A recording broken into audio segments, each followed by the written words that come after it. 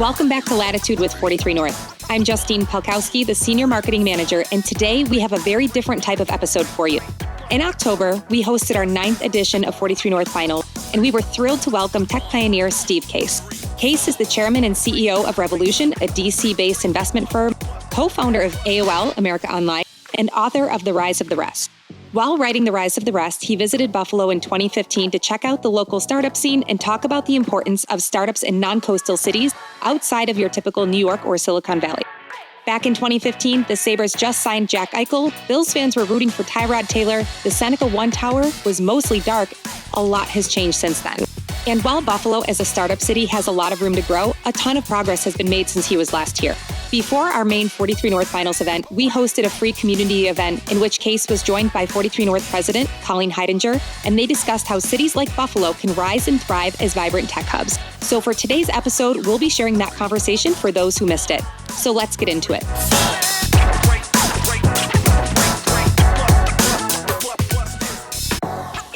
Thank you all for being here. It's truly an honor. And for those that were with us yesterday as well for round one, great day for Buffalo for 43 North. We have the honor to have Steve Case with us today, a dear friend of our organizations. We work very closely with the Rise of the Rest program that Steve leads. Steve is the founder of AOL, as I'm sure you all know. And most importantly for this conversation, he's been the kind of mastermind behind their Rise of the Rest program that is solely focused on investing away from the coasts in places like Buffalo. So Steve recently wrote a book that you all should have received a copy of. If you haven't, we will. And so we're just going to have a conversation today for a bit, and then we'll open it up to Q&A for all of you. I was having a little bit of fun upstairs before I came down, and Steve was with us in 2015. It was actually right after I started at 43 North. We had just completed our first competition. So I kind of reflected on the state of which Buffalo was in at that time, and I thought you might enjoy some of the highlights. So maybe you close your eyes and you kind of visualize this was our Buffalo in 2015. Canal Side was relatively new there was not a children's museum. We were still calling it HSBC Arena. Seneca One in the tower was dark. Douglas certainly hadn't found his love for Buffalo quite yet. 43 North was housed in the Buffalo Niagara Medical Campus, and the co-working space next to us, DIG, was quite desolate. Back USA was attempting to produce laptops or tablets downtown. Larkinville, we took Steve over to meet Leslie and Howard, was literally just the square. Right now they've grown across Seneca Street. It was still called Solar City, right? We took Steve on a tour of Solar City at the time, right now Tesla. City Dining Cards, led by Patrick Finan, was on Main Street, as was my mom, still buying Groupons at every chance she could.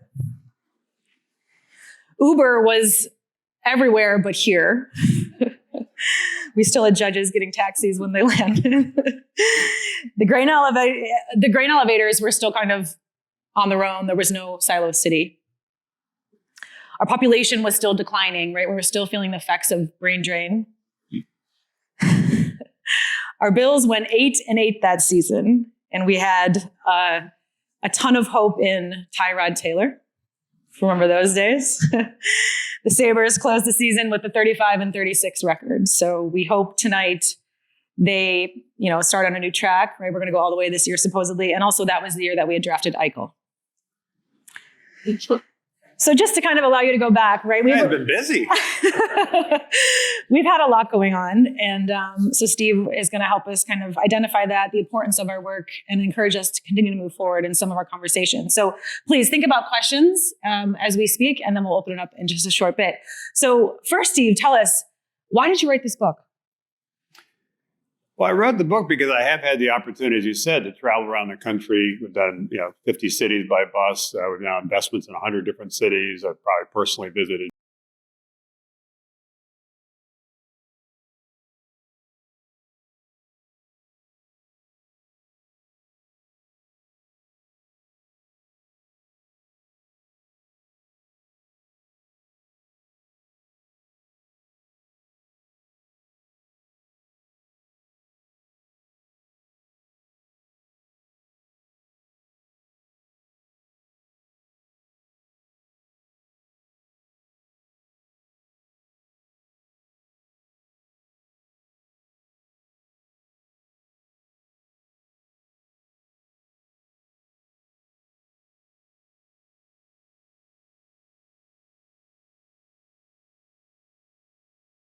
mentioned, visited, dozens of cities. It was like, okay, we have a lot to talk about, but we have to, kind of cut a lot just to keep it simple. But it has been, interesting traveling around since the book came out and talking to people. It's kind of opened their eyes to some of the opportunity. And we've seen we started Rogers just about a decade ago.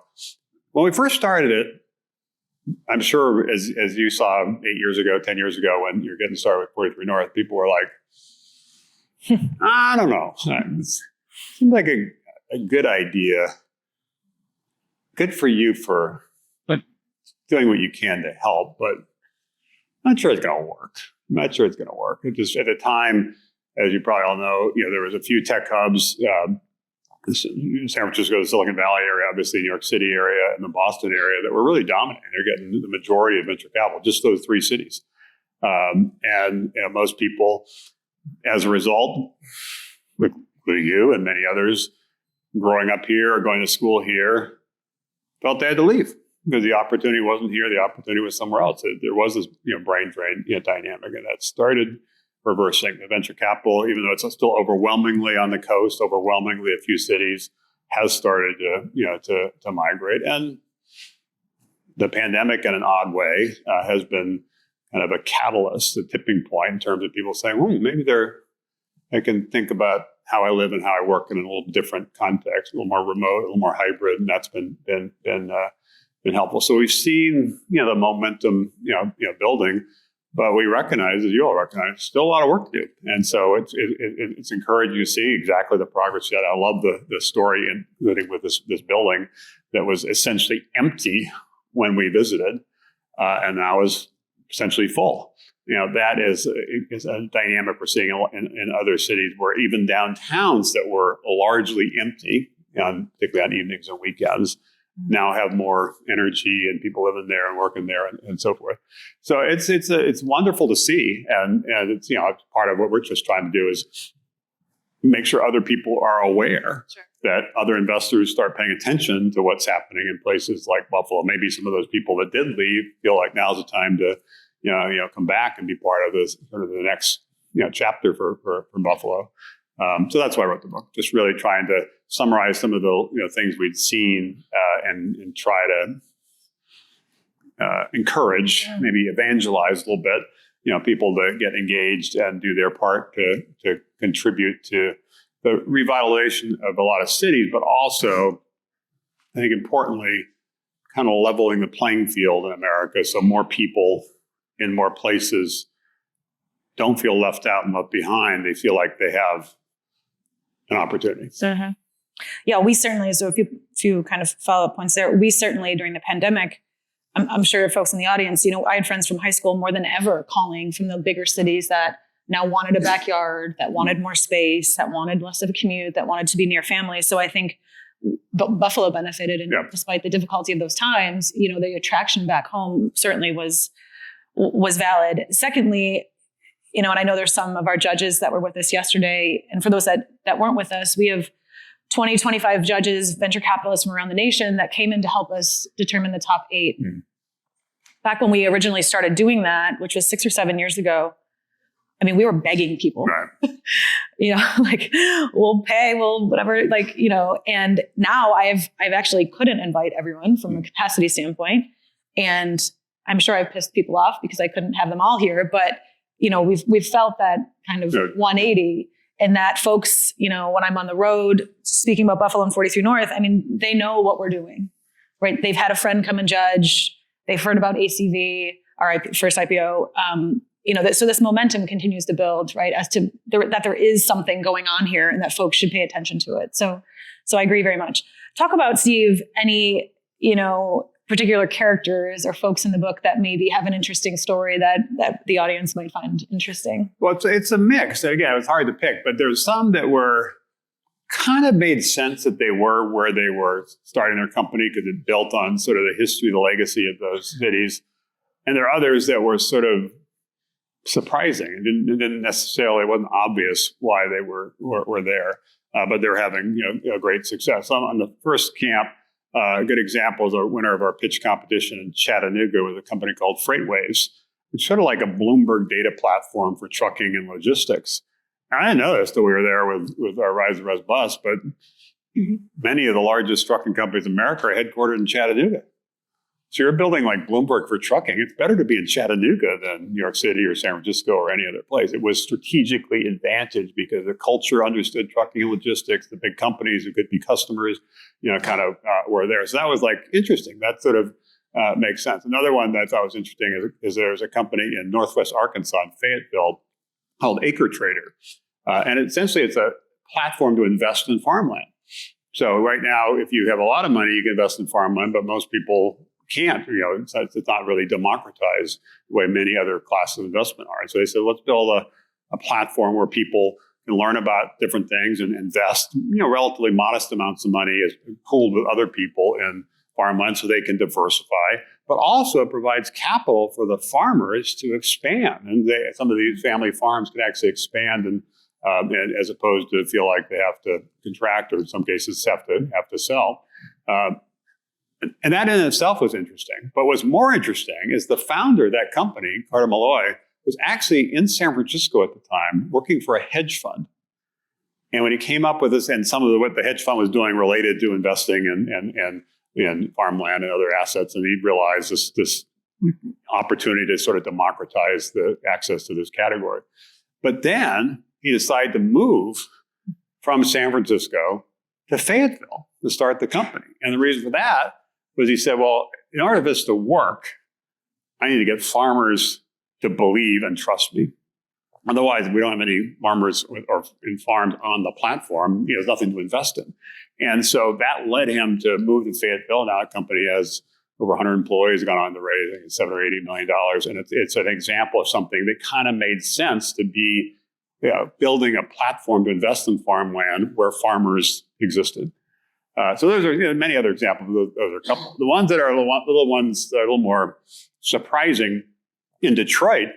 There was a company called StockX that we backed, and when it originally was pitched to us, it was sort of the idea of kind of a stock market for things, where almost like eBay, where you could buy and sell things, but with authentication. And initially focused on like the sneaker market and some other markets, and. Okay, interesting. I didn't know how interesting, but I thought it was kind of interesting. The last round they raised I think it was a $3 billion valuation. They have a couple thousand employees, most of whom are in Detroit, and they've retrained a lot of auto workers who are many cases out of jobs to basically work in this, where they're doing the authentication. So that was an example of if you just mention the company, explain what they did, and say, you guess what city it was, Detroit. At least for me, didn't sort of obviously, come to mind. One last one in Baltimore. There's a company called Catalyte. It's an ed tech education technology company, and they use AI to determine who has a kind of an aptitude for coding, but didn't know it. There are a lot of people who, when they were thinking about their job and they get started, and depending what school they go, what community they come from, they don't necessarily fully understand all the options, including for a lot of people, coding is an option. And what I loved about that was A, they were using AI, which many people are worried is going to destroy jobs, to create opportunity. And B, they were identifying people, including, I remember in one case, a UPS truck driver who was in his 30s went through this program. Like, he takes this test, turns out he was pretty good at coding. Nobody told him that. And as a result, he ended up doing a different job and was making like 3 times more money. And again, if you explain that company, it wouldn't be like, oh, that's in Baltimore. It's sort of a. And so the great thing is how many of the cities are building on the expertise they have, like here with manufacturing, life science, a bunch of other things, which is really important, but also remain open to the idea that some entrepreneur with some crazy idea, could decide to start it here and scale it here, and it could end up being a really big success. Yeah, I couldn't agree more. And I think that is very true for Buffalo 43 North with ACV, right? I mean, when they won, at the time we were doing $1 million investment and then a bunch of 500s. And we actually got scrutiny because folks were saying, well, they're already here. Why are you giving them $1 million? Well, first of all, they were by far the strongest company that year. Secondly, one of the co-founders was not from Buffalo. So there was, an opportunity to move that back to Albany, which is where Joe was from. So we said we, rooted them, helped to root them here with that money. They moved on to, significantly IPO and still have 500 employees on Ellicott Street on the medical campus. So, and that's the other dynamic that's getting a little better, but still it can be an issue is for entrepreneurs, it's hard to raise initial seed capital to get going. One of the things that's encouraging in the last decade, 1,400 new venture firms have started in Rise the Rest cities. So that's good. More capital.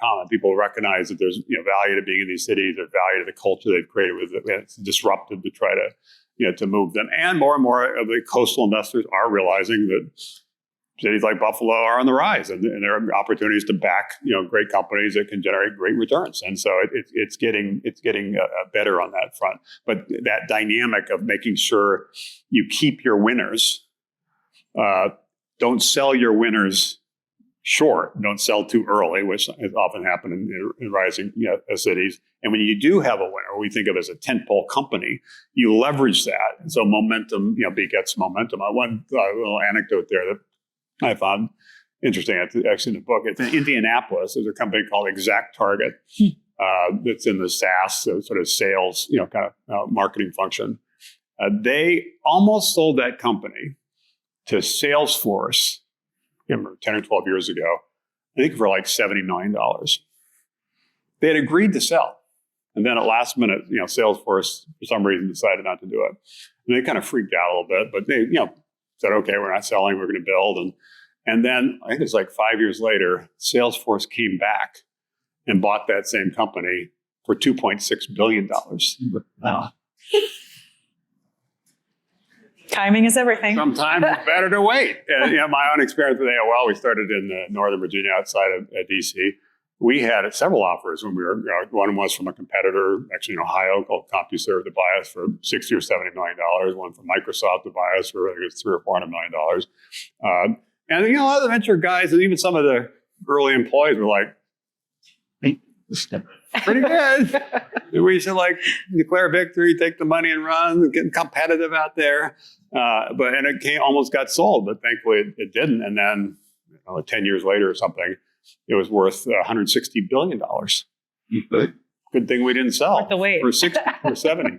So that dynamic of trying to nurture, support all the entrepreneurs trying to do different things, as some scale up, make sure they have access to the capital and talent and partnerships they need for the next phase, and figure out ways to encourage them and make it easy for them to stay where they are and build where they are. And then, let it run to the point where it's okay, now is a good time to go public and, or potentially sell to somebody. But leverage that success to create the next generation of successes. That's how these ecosystems really develop. It's a classic case of momentum begets momentum. In Seattle, for example, 40, 50 years ago, Seattle was in real trouble. It was most of the core industries there were in decline. And then what happened, now it's a pretty bustling kind of tech hub. It happened because Bill Gates and Paul Allen, the founders of Microsoft, started Microsoft in Albuquerque, New Mexico. That's where they were, because the main, at the time, main computer company they were writing software for was in Albuquerque, New Mexico. But they were a little homesick. And they decided to move, when only dozens of employees, from Albuquerque to Seattle. And then obviously it was quite successful. And so that kind of put Seattle on the map. And the only reason Amazon is based in Seattle is Jeff Bezos was working in New York City and had the idea of this bookseller online, which obviously is where Amazon started, and decided to drive across the country and start the company in Seattle because he figured he could hire some Microsoft engineers. That's the only reason he went to Seattle. And so it's a great example of how these things happen. And when you have you're lucky enough to have one of those successes, how do you leverage it into broader success? I couldn't agree more. And I applaud Jack, Joe, and George. I mean, they're all, Jack, Joe, and Dan, sorry, the original founders of ACV. They've all taken new roles within this ecosystem from a mentorship, investment. They're present more than ever. And it's just been a gift, right? Tenfold. Steve, just to pivot a bit, talk about the key ingredients to a successful ecosystem, right? We're in about arguably year 10, year 12. We knew starting out this would never be an overnight sensation, right? It was going to take at least 20 years. Right. This is kind of the number that we used and still do. Talk about the pieces that you find to be critical. Well, there's a number of pieces that one chapter talks about 8 different, factors, but they're to simplify, there's 3 in particular that you really have to get right. 2 are probably a little more obvious, and we've already talked about them a little bit. 1 less so, but probably the most important. The first 2 are you have to win the battle for talent, and you have to win the battle for capital. And winning the battle for talent is keeping more of the people you already have or growing up, keeping the people who are coming to your universities instead of having them graduate and leave, and creating a magnet where other people decide they want to move there. And that you can't really be successful if you don't have the talent. It's true for a company. It's also true for a community. And so that talent battle is obviously critical. And it goes back to what we talked about before. How do you get away from the brain drain dynamic and create this boomerang of people returning and other people that don't even have a connection there deciding to move there? That's the talent piece. The capital piece we also already talked about. There are some people that had a successful company and could self-fund their next company, but it's pretty rare. It's also some people have access to people, it's often called friends and family rounds, that have capital, and they can sometimes tap into that, which helps them get started. But not everybody has access to people that have money to invest in startups.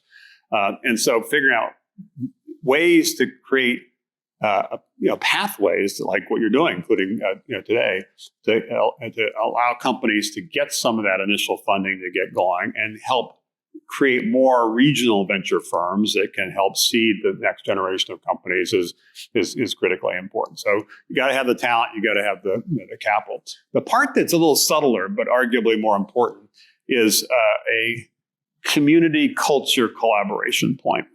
That in many cities that we've seen, there are interesting things happening, but they're disconnected. They're kind of siloed.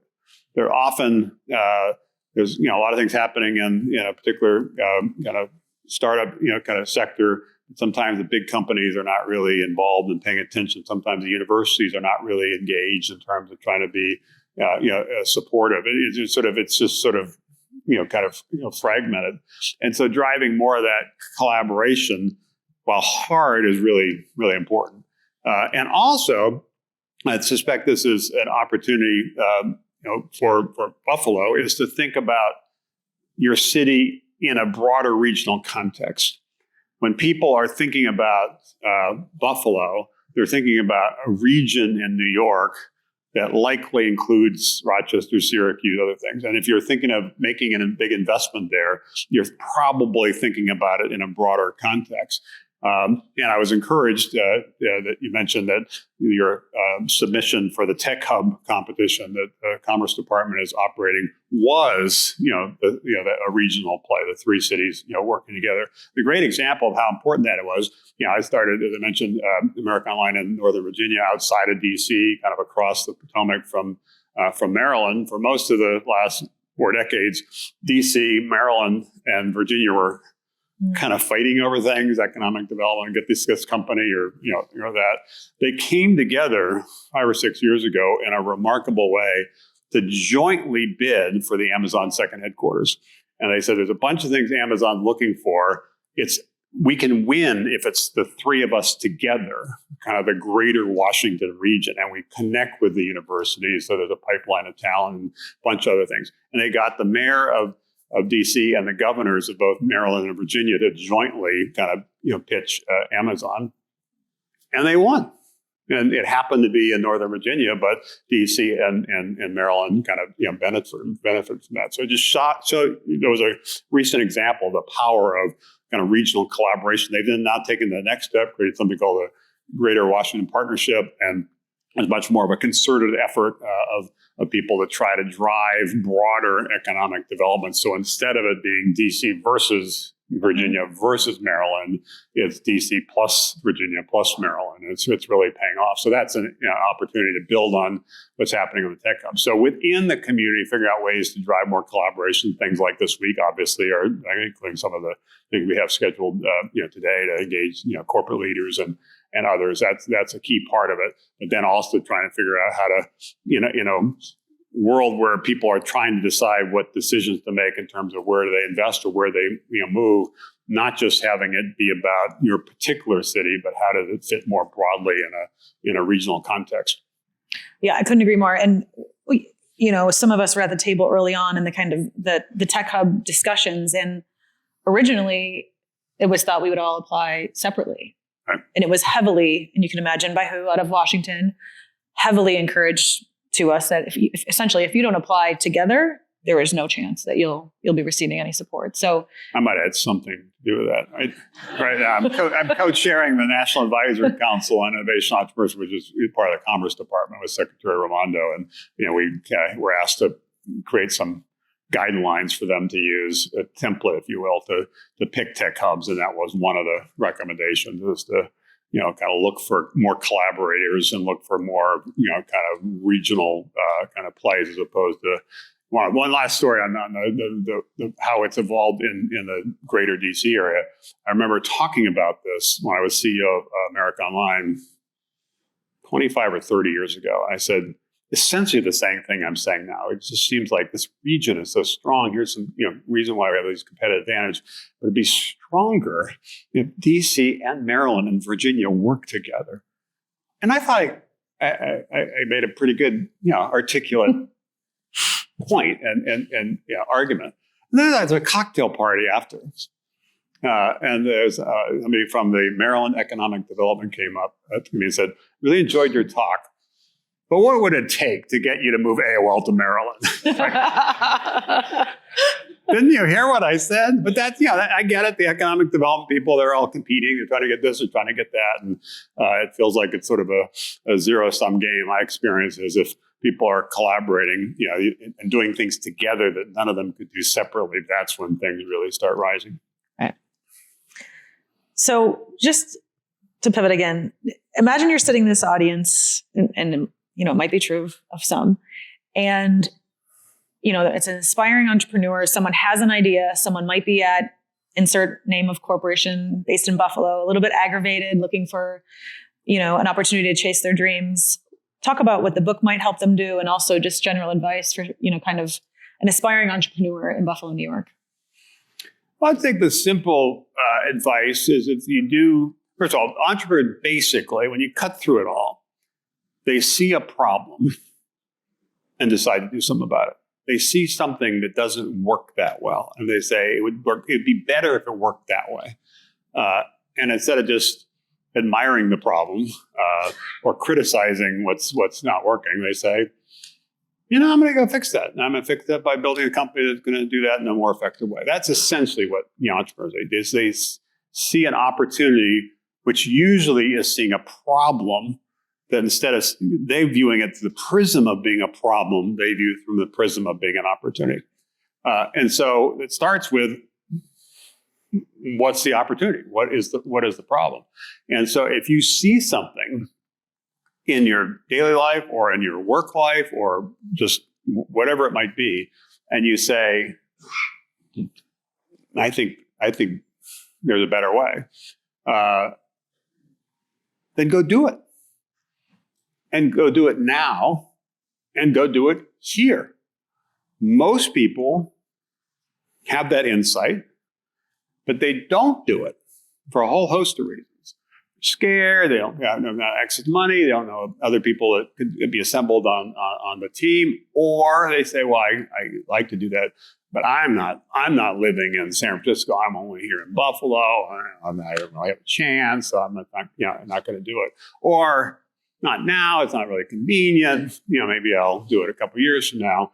And if it's a good idea, other people are going to have that idea too. There's not that many original ideas. So moving, when you have that instinct, you have that insight, and you have that, kind of a light bulb moment, if you will, and say, I'm going to do something about it. And I'm going to assemble a team that can work with me to take this idea and make it, real. I'm going to figure out some way, even though it's hard, to raise the capital to, get started. I'm going to do it now, and I'm going to, do it here because of the dynamics have changed, as you articulated, versus, a decade ago. I'm not saying it's easy, but it's easier than it was, was before.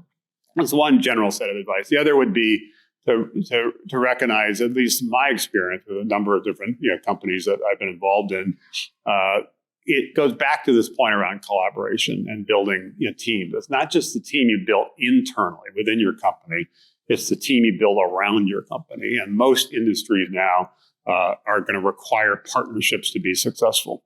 Like the freightways I mentioned, getting the trucking companies as partners were critically important. It's not so much anymore dropping an app in the App Store and it spreads virally and Snapchat, awesome, everybody's using it. There's still some of that, but it's if you're changing healthcare, which is hard, requires systems level change. You can't do that just by writing code. You've got to engage with doctors and nurses. They use it, and hospital plans, so they integrate it, and even the insurers, they pay for it. Governments, they allow it. There's a bunch of things that need to happen to have that kind of systems level change. So recognizing that entrepreneurship is a team sport, and we're moving into a world where the big ideas, the potentially big companies, are going to require a different mindset, which is more around partnership and collaboration, would be the other point I would emphasize.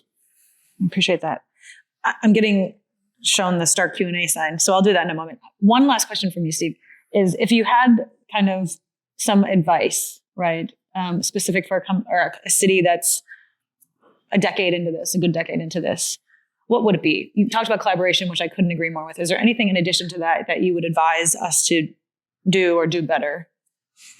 Well, I think you're doing a lot well. And that's probably why I wanted to come back and see the progress. And I mentioned some of the examples, like this building. Also, we were talking about earlier, where we started, looking out towards the river and seeing what's been developed there. When we were, there was more of a, construction, kind of site or just beginnings of something. So there's a lot of momentum on a lot of different fronts. So that's good. And I think one thing would be make sure as many people in the community know that as possible, so that people realize the progress is being made, and therefore maybe they're a little bit more optimistic, a little bit more likely to lean in. But also recognize it's game on. Guess what? There are a lot of other buffaloes out there that are fighting to be the city on the rise. And there are dozens that are fighting to be a city on the rise and trying to figure out how to win on the talent, win on the capital, win on the collaboration point. So now is not the time to say, oh, look at all the things we did in the last decade. Say, okay, progress, good. We should celebrate that. But the next decade is really kind of showtime, and we've got to really double down in terms of the things we're doing and the way we're doing it to capitalize on an opportunity that, as I said at the beginning, had been building over the last decade, but absolutely was accelerated because of the pandemic, which is sort of this game changer. Exactly how it settles out, how does work look, return to work, office, hybrid, remote, 10 years from now, it's, different theories out there, but nobody has a theory it's going to go back to exactly the way it was. And it absolutely was an unlock because of this dynamic, including maybe some people in the audience who felt 20, 30 years ago, I must leave Buffalo. I must go to San Francisco. That is where most of the venture capital is. That was most of the successful startups are. And I have to live there, whether I can afford to live there or not, or whether I want to live there or not. I just have to be there in order to have a shot. That's really not the case. There's sort of this unlock now, and even San Francisco is having some some challenges, and it's because people now realize they can be part of the innovation economy. They can be part of the startup sector. They can even be part of a company based in Silicon Valley without necessarily having to live in Silicon Valley. And the first wave of what happened is some people said, I'm going to move to some other place. Probably some decided to move to Buffalo. And I'm going to still work for the same company I'm working for. I'm just going to do it remotely. Then what's happening, is once they're in that city, they say, did not know so many interesting things were happening in Buffalo. And some of them start looking at other things and join another company there, or they see something and they say, I'll start a company there. And oh, by the way, some of those companies now are saying, we now want you back. And some people will go back, and a lot of people won't go back. They'll say, I don't want to go back. I want to stay here. And that frees up a lot of talent that can help, kind of stir up things in terms of the startup, community. So it's, there's an urgency I leave people with. It now's the time to really build on the success you've had, the momentum you have, and really make sure you're well positioned for this next phase. I'm confident that there's no way. The data right now is that 75% of venture capital for the last decade has gone to 3 states. There is no way that's going to be the case 10 years from now. It's going to be more dispersed. And it has to be more dispersed, by the way, if we're going to win in terms of what's now a global battle for innovation, entrepreneurship with countries like China. And it has to be the case if we have any chance of uniting what is now a very divided country. And it's divided in lots of ways. But one of the ways that we can do something about is there's an opportunity gap. And I referenced it before. There are a lot of people in a lot of parts of the country, including a lot of people in Buffalo, who wake up every morning feeling anxious and fearful about their lives and anxious and fearful about the future. They do not have the enthusiasm of, oh, look at this new thing, this disruptive new idea. They think disruption is going to hurt their family, lose jobs in their community. And that's always what, innovation, technology does. I've always tried to remind myself that 100 years ago, 90% of people worked on farms. Now it's 2%. Basically, because technology allowed us to grow more food with fewer people, which is actually a good thing. But thankfully, we then replaced those jobs in farming with jobs in factories, had to do some retraining. We have not done as good a transition in terms of moving people to the technology world, the digital world. So there are a lot of people who feel left out. And if most of the jobs are created by new companies, which is what the data says, not small business, not big business, but new business, you've got to be launching more new companies and creating more opportunity for more people in more places. So they have a reason to wake up and be more optimistic. And so it seems critical, both in terms of the vitality of any one community like a Buffalo, the vitality of and the ability for America to continue to be the most innovative entrepreneurial nation in the world, and also do it in a way that's more inclusive. We've got some work to do, Buffalo. I thank you all for being with us, Steve, for coming back to Buffalo. I can't wait till another decade passes and we have you. Hopefully, we'll have you back before then. But another 10 years really can continue to kind of move this really thing forward. So we thank you wholeheartedly for your time in Buffalo. Truly, thank you for being here. I know there's a lot of places you can be, and it means a lot to me and the 43 North team that you're with us and Steve. So have a great rest of your day. Thank you all. Okay.